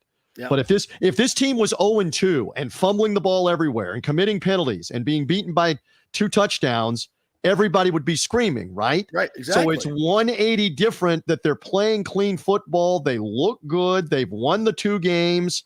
We aren't supposed to be pleased with that. I think we are pleased with that on a Tuesday. We love it. We love it. All right, TJ, tell everybody how they can get your content, my friend. So, the Bucs podcast, Nothing But Bucs. Nothing But Bucs. You get all the highlights from Gene and Dave on the calls. You get the post-game interviews. You'll hear from Baker Mayfield. You'll hear from Shaq Barrett on the most recent edition. Rashad White. I talked to all these guys after the game. So expertly produced. Who produces that?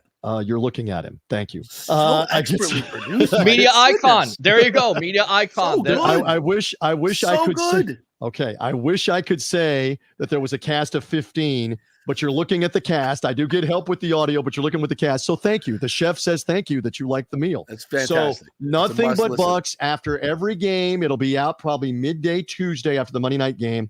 Buccaneers mobile app.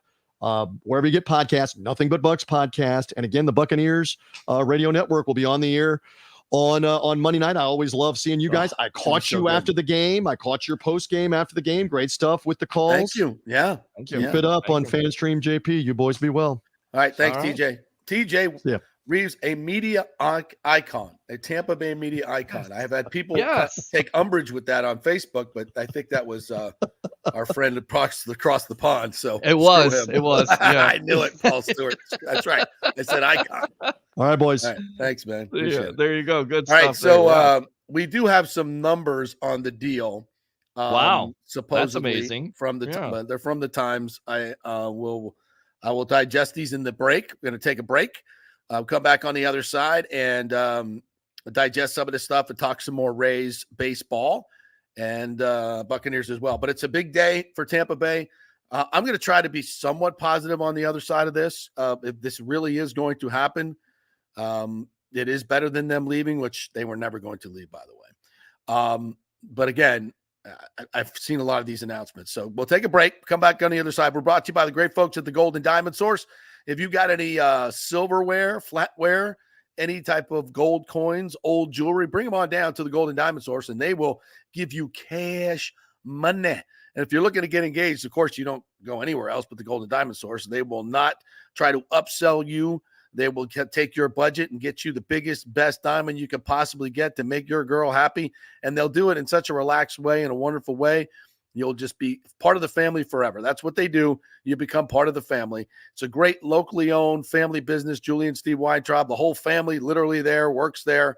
That's the best way to do it, folks. And it's why we love them so much. It's the Golden Diamond Source, 3800 Ulmerton Road, always online. It's all about family and all about local, right? We love that. Yeah. If you're from the outside, go back to New York. Yeah, go. I'm not talking self-admitted Mets fan there, Stu. Yeah, I love that. I didn't mean Stu. I didn't mean. I did. Never say that. I never say that. All right, quick break. Back in 3. Stay with us.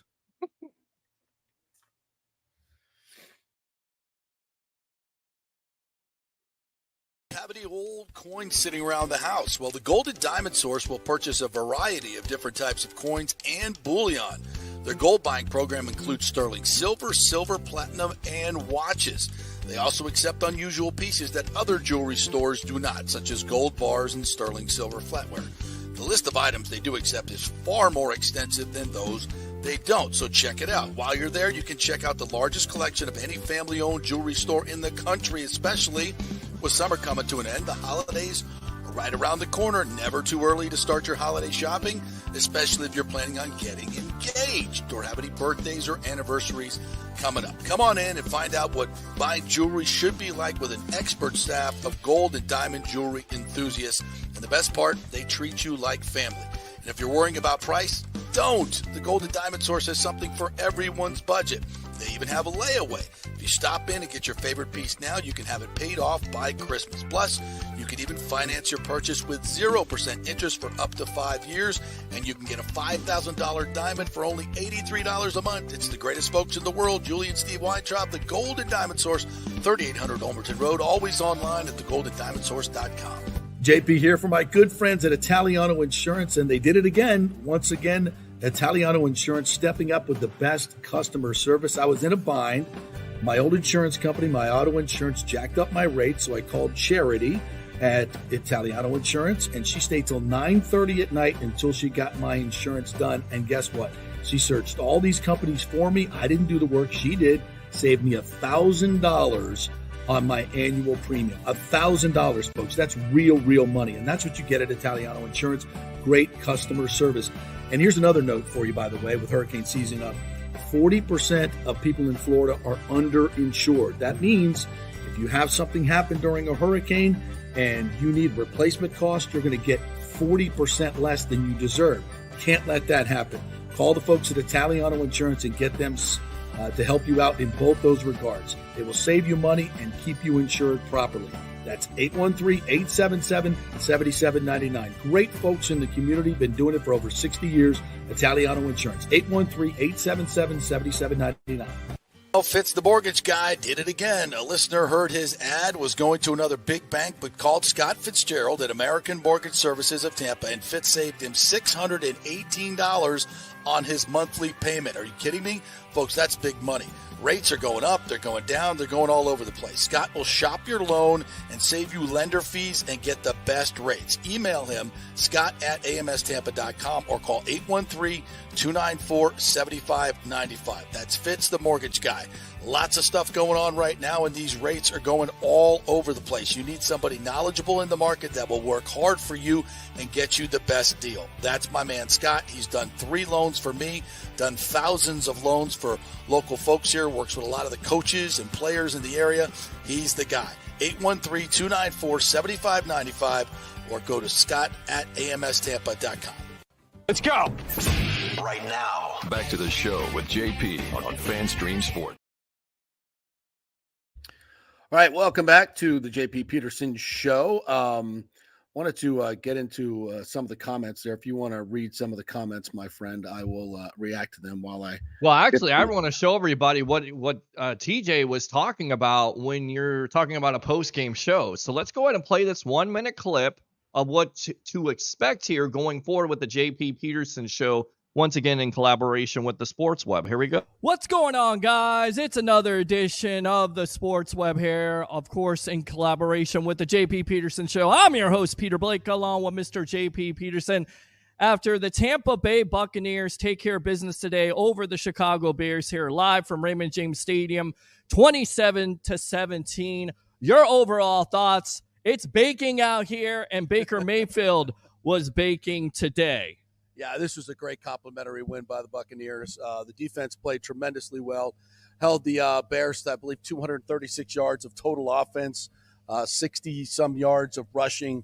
They shut down just about everything the Bears wanted to do. Obviously, Justin Fields and the Bears have not been an offensive juggernaut. But, listen, you hold 2 teams to 17 points in this league. Obviously the Minnesota Vikings can score. You held them to 17 points. You held the Bears to 17 points here today. 6 overall sacks. I think they got 2 turnovers, including the game-deciding turnover from Shaq Barrett. All right, so there you go. So that's the reason why you tune in right here on the YouTube channel, on Facebook, because that's what you get. We're on the field. We're talking about it. You were in the press conference. You were asking some great questions about Baker Mayfield and Peter King. That's awesome stuff. That's what you get here on the JP Peterson Show, and again, in collaboration with the Sports Web. Yeah, that was fun. Hopefully we can do it on Monday night after the Eagles game. We will also be over at the patio on Monday for your pregame warm-up. So come pregame with us at the patio from 5 to 7. You'll be setting that up as well. So We'll do that on Monday, and then we'll hopefully hibernate over to the Bucs Stadium, or we'll just stay at the patio and watch the game and do the post-game show there. So we'll absolutely see. That would be kind of cool, right? Our credentialed access. We'll see what we got this week. So either way, we will have you covered with the post-game show this week. So here's by the way, phone calls too. Yes, phone calls as well. Here's a little bit more information on the financing plan. So it's going to be $1.3 billion. Wow. It has not been agreed to yet by the city and county commission, but they have verbally agreed to it. There's not been a vote. We haven't seen the details yet, but here's the overall overarching deal. It'll be a 30-year lease starting in 2028. Brian Auld said, I think it's not done, but I think we're in the 7th inning stretch, if not warming Fairbanks up. We had a stadium announcement before, so that's a very fair question as to where the money is. So I guess my question was a fair one, and Mark Topkin actually asked it. Said, but this one comes with a financing plan to it, one that's been agreed to by both the mayor and the county administrator. So we are many, many innings ahead of where we've been able to get before, and that's true. So it's part of a massive $6.5 billion 20-year redevelopment of the 86-acre historic gas plant by the global Heinz company. So the Rays are part of that, obviously. They brought Heinz in, so Stu's going to make a ton of money on that as well. Would seat around 30,000 under a pavilion-style fixed roof. It would have an artificial turf field, air conditioning, some windows, and operable walls to bring the outside in. That's nice. Plus, what the team says will be state-of-the-art amenities for fans and players. That's awesome. Financing plan calls for the city and the county to split an approximate $600 million public contribution, with the Rays covering the remaining $700 million plus cost overruns. I'm just going to say this. I can't believe, and I'll find out, I can't believe Hillsborough County didn't have the same deal in place. But they may not have. And, I saw the quotes from Jane Castor, our good friend, and I know that the city wasn't willing to put in $300 million or even made an effort. They could have. So this may be a situation where Hillsborough just didn't have enough money to stuff into Stu's pockets, which doesn't make it the right decision at all. But it does put a little bit more onus on the city of Tampa, and Mayor Castor never championed this. Ken Hagan worked his ass off to get it done. Mayor Castor never lifted a finger. Let's just be honest about that. She gave glad-handed a lot, talked a little bit about it, but never really sunk in and tried to get the Rays over there. And I think that's a disservice to anybody who lives in the city of Tampa and Hillsborough County. And anybody who's a Rays fan that lives that wants a stadium that's more convenient and better for the long-term growth of this franchise, because that's the problem. We're still going to be sitting here 5, 10, 15 years down the road saying nobody goes to the games. We don't have enough money to compete with the other teams because there's no corporate base over here. No corporations want to buy the premium seating because they can't give away the tickets during the week. It's going to be the same stuff, same mistake that Miami made. And you're going to spend all this money on a stadium that's going to, after the shiny stuff wears off, is going to be empty. And the team may not be doing as well, because that will come too. It's cyclical, right? So, yeah, I mean, I think it's a disastrous deal for the city of St. Petersburg and Pinellas County from a financial, political standpoint. I think it's disastrous because, folks, they don't need the Rays downtown for St. Petersburg to thrive. They don't need it. That you can redevelop that with condos and a convention center and so many other things, because the people of St. Petersburg don't go to the games. They never have. The demographic's not there. It's a lot of old and retired people, and the younger people are not the type of people that go to baseball games.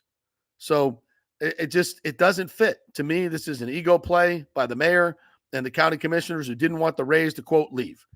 And so there you're going to have a stadium that nobody goes to again and spend all this money, and most of it's going to end up in the pockets of Stu Sternberg.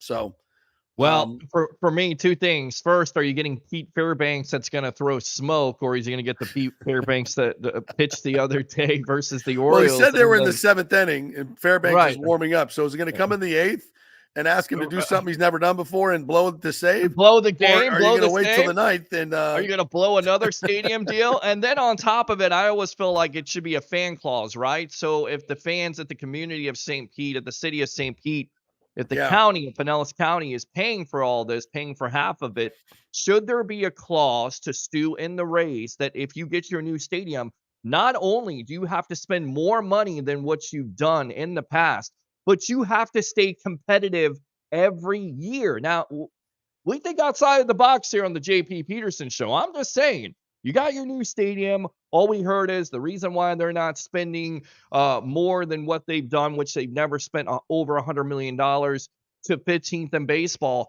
Now you got your new stadium. What's the excuse? Should there be a clause in there by the fans, by the community, by the city of St. Pete to put in place for the Rays and Stu Sternberg? In terms of attendance? Or in terms of marketing the team? In terms of not only marketing the team, attendance, but also being competitive every year, because you don't want a Miami Marlins situation where basically you get a new stadium and if I were the mayor, I say I'm giving you $600 million. You have to have a payroll above $100 million every year.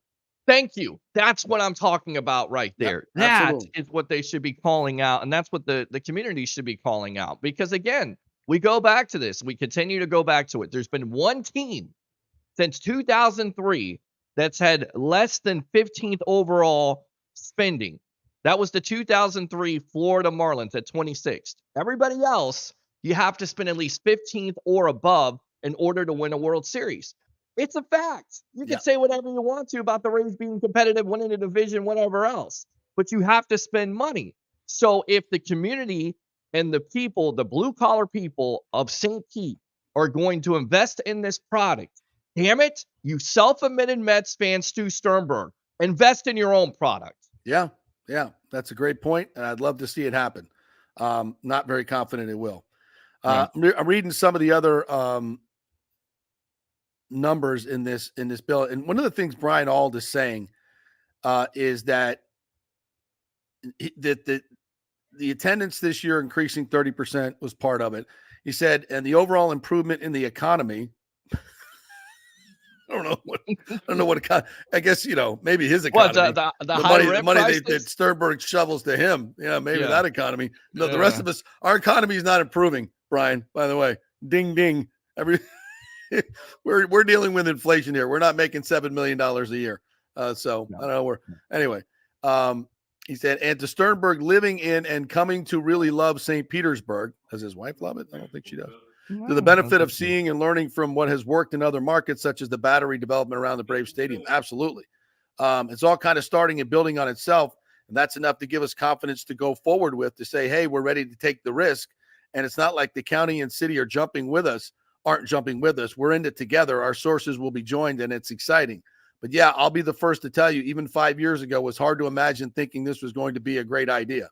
So he says that the new condos that are going up, there are 6,000 more units.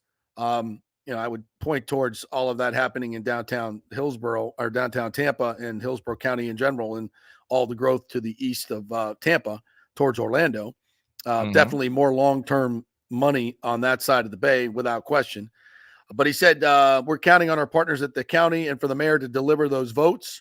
So nothing has been voted on. We're pretty confident we're going to see this thing through. We're going to get the votes that we need and hopefully break ground before the end of 2024. So look, he says the overall redevelopment plan includes 1,400 parking spaces. That's good. 14,000, sorry. 4,800 market rate residential units. That's the big stuff. Plus 600 at affordable workforce prices and 600 for seniors. 1.4 million square feet of office and medical space, 750 hotel rooms, 750,000 square feet of retail space, a concert venue with a capacity of 4,000, and a new home for the Woodson African American Museum of Florida. One change from the original plan was to increase the number of affordable housing units nearly 50% from 859 to 1,200, which was a priority for Welch. There now will be 600 units on site, including 100 designated for seniors. So affordable housing right next to the stadium. That will be interesting. That's genius. That's good stuff. I like that. Affordable housing. How many times have we talked about rent in this segment being too high? Can it get more affordable? Can you live with paying rent $1,800 to $2,000? And again, this is what I go back to. It costs a lot to go to a baseball game unless ownership, which they have done this year to their credit, have lower ticket prices. You've been saying it for years, JP. Lower the ticket prices, they will come. The concessions have been lowered, parking. I mean, but all that has to play into it. You have to do what Jeff Benick did with the Tampa Bay Lightning. You have to cater to your fan base. You have to be a part of this community. Can Stu do that? That's my question. Hopefully he can. Hopefully he doesn't take the money and run. And if he does, sell it to ownership that actually cares about their product. Well, listen, I hope this is a tremendous success. I doubt that it will be. I think you're going to have a lot of wasted money and an empty stadium. Now, the area around it hopefully will take off, and the condos and all that stuff will be vibrant, and people will go to the games, because that's not what happens now. I look forward to it getting built. I look forward to going to it on opening day, and I hope it's a tremendous success. I just think for the fans, majority of fans in Tampa Bay, Rays fans, this is a disaster, because they're still not going to be able to go to as many games as they want to go to, because it's never going to get easier to go to St. Petersburg. Never. Until they build some type of rapid transit, which, it doesn't seem to be on the board yet. It's never going to get easy. So people will still go on the weekends, and that's great. But, for real baseball fans, having a stadium like this in downtown Tampa or that area, Ybor City, would have been a much bigger win for the baseball fans, because they could go to more games. These fans want to go to more games. They want a stadium that's accessible. They want a stadium that has all the access. They want a stadium that's going to be full all the time, so the team owner can invest into the team like the Braves did and win World Series instead of just going to the playoffs. Okay? Is it a success that they go to the playoffs and Sternberg makes money, as others have suggested? Not for me. No, I want to see championships. I want to be able to go to a baseball stadium that's convenient to the majority of the market. That to me is a success. That's a baseball team serving the market. Having a baseball team in a niche area and a niche stadium is good for a few people around there, but not for the majority of people that are baseball fans. Yeah. It's good for Stu Sternberg. He makes a ton of money. It's good for the politicians because they don't, quote, lose the Rays. But for the majority of the fans and the people of Pinellas and St. Petersburg who don't want to pay the money for the stadium, I'm thinking it's a disaster. It's a disaster. Yeah, so it is, and it'll be interesting to see how it all plays out. And hopefully, I tend to be an optimist, but I'm also realistic, and I feel like Stu and this ownership are like a woman on Facebook. The woman that I'm talking about, that's always on Facebook talking about how she's with this guy that treats her like garbage, but she continues to go back with that person. That's how I feel like this situation always plays out. It always plays out like that. Like it's the same thing. It's Groundhog Day. We got a new stadium. No, we don't. We don't got the financing. We can't sustain. We got a new stadium. No, we don't. At least they say they have a financing plan, and and the Rays have committed to pay their half. We'll see. Yeah, we'll see. Yeah. All right, we got to have one more break, I believe. One more break, and we'll come back and finish it all up. Quick break. We're brought to you by the great folks at Bay Area Modern Medical Center and Extravaganza Productions. If you got an event coming up, folks, EPI, that's the place to go. They are tremendous over there. Big events, small events. They've done the Warrior Games.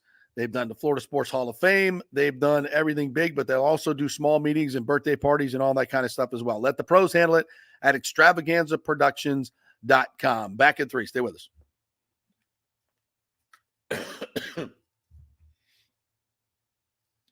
Do you have any old coins sitting around the house? Well, the Gold and Diamond Source will purchase a variety of different types of coins and bullion.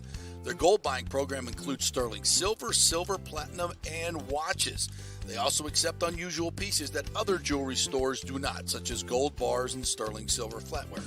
The list of items they do accept is far more extensive than those they don't, so check it out. While you're there, you can check out the largest collection of any family-owned jewelry store in the country, especially with summer coming to an end. The holidays are right around the corner. Never too early to start your holiday shopping, especially if you're planning on getting engaged or have any birthdays or anniversaries coming up. Come on in and find out what buying jewelry should be like with an expert staff of gold and diamond jewelry enthusiasts.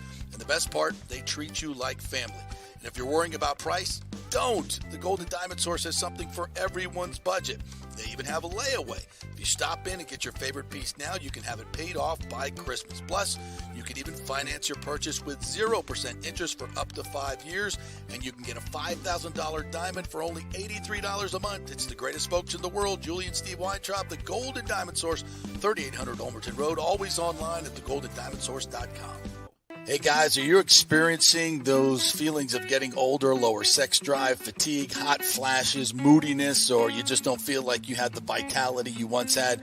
It's a chronic problem here in the United States. You're not just getting old, it's likely low testosterone. Studies over the last 20 years show a shocking decline in younger males aged 16 to 39. Older men have seen a sharp decline as well, so do something about it. Go see my friend Christopher Lugo at Bay Area Modern Medicine. Look, testosterone replacement is not a frivolous treatment. It takes a professional, targeted approach that focuses on total body wellness, vitality, and emotional stability, not a one-size-fits-all approach like many clinics use. They will monitor your blood work and adjust your treatment as needed for optimal results. Folks, I've been on testosterone therapy for over 6 years, and it is a life changer. You will feel and look better than you did 10 years ago. Give them a call at 844-977-3477 or go to BAMMC.com.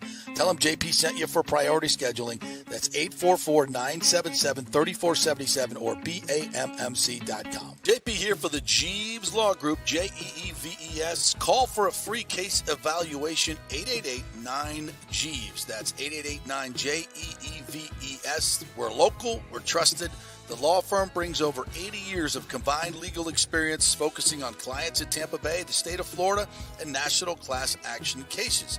If you're injured, get that free case evaluation, no cost to you.